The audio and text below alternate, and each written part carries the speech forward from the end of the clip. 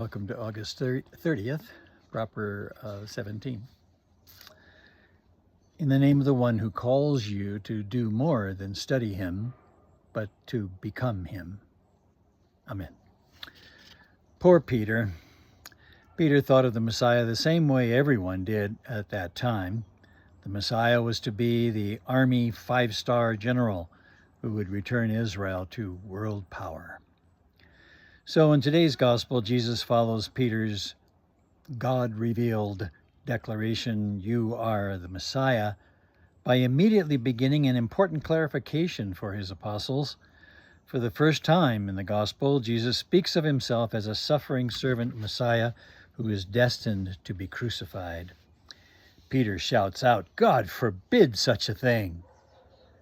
No one is more surprised than Peter to next hear Jesus doing the shouting, "Get behind me, Satan!" Poor Peter.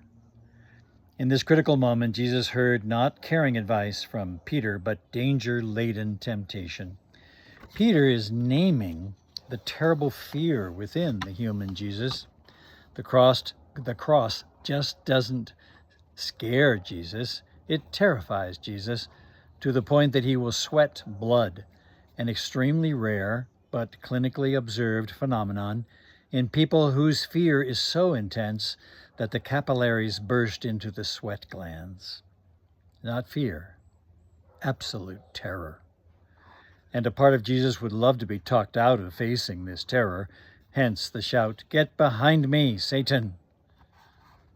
The direction Peter wants the Messiah to go isn't an option for Jesus, and you must understand that it is not an option for you either.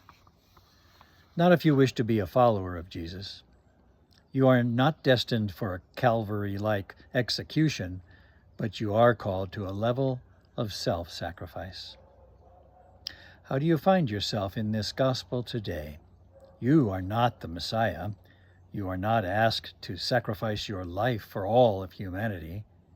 So how do these words of Jesus fit into your life if you want to become my follower?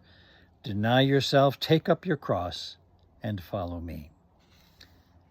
It's a good thing Jesus isn't running for political office in this election season with that kind of unpopular crosstalk.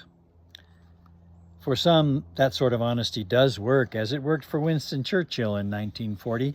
3 days after his election as wartime prime minister, he said, "I have nothing to offer you but blood, toil, tears, and sweat. We have before us many, many months of struggle and suffering." But most leaders cannot be so honest and hope to remain in elected office. St. John of the Cross makes clear what Jesus is asking of you.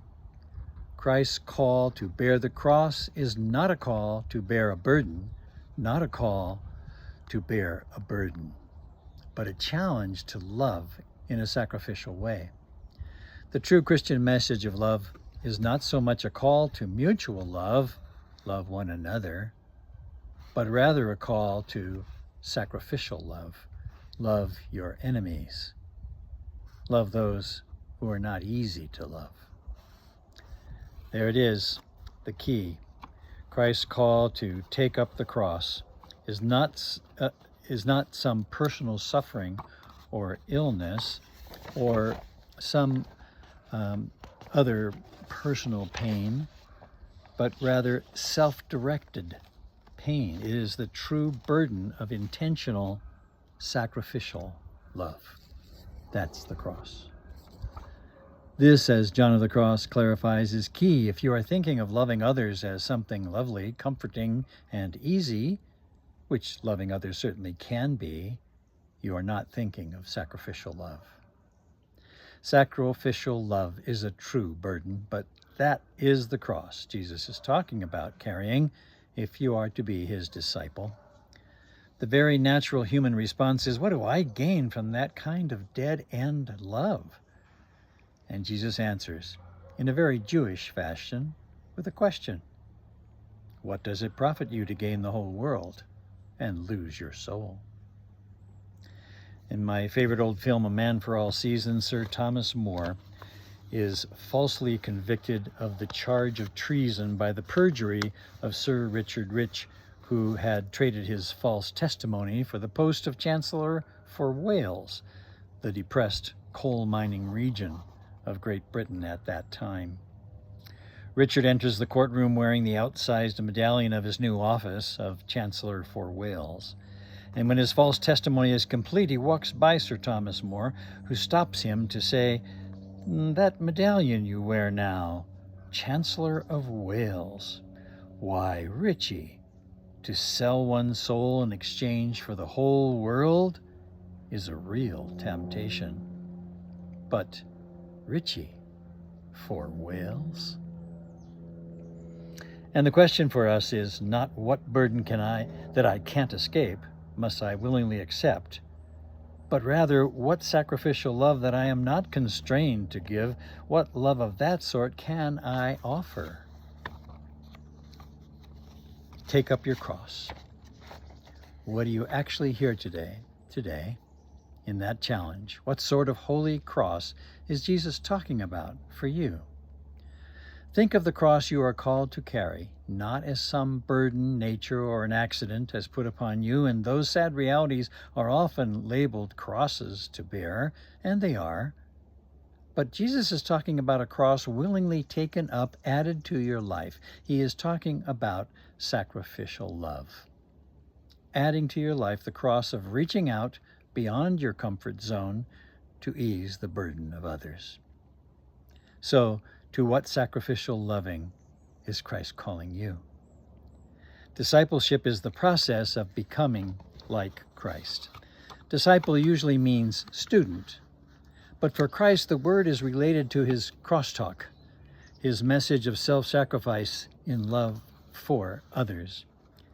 Christ's idea of a disciple is far from the image of a student studying Bible verses.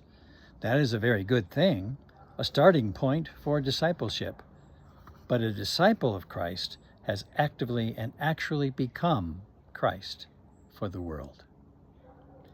Jesus invites you and me to be disciples, to enter the process of becoming like him on the way to the cross, in the face of everything that tells us to avoid such an odd life goal, self-sacrifice. In the name of the one who calls you to do more than study him, but to become him. Amen.